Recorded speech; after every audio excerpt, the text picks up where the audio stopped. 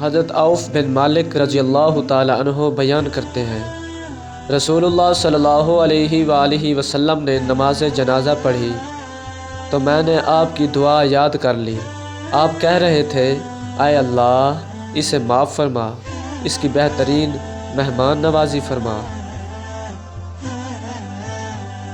اس کی قبر فراخ فرما، اس کے گناہ پانی، اولوں اور برف سے دھو ڈال، اسے گناہوں سے اس طرح پاک صاف کر دے جیسے تو نے سفید کپڑے کو میل سے صاف کیا ہے، اسے اس کے دنیا والے گھر سے بہتر گھر، دنیا کے اہل سے بہتر اہل، خادم وغیرہ۔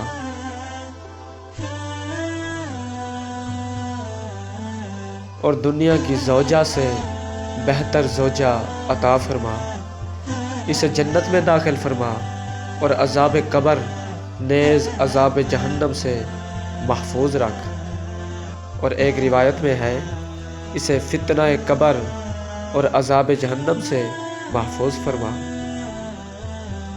راوی بیان کرتے ہیں، آپ نے اس قدر دعائیں کی کہ میں نے تمنا کی کہ کاش یہ میت میری ہوتی۔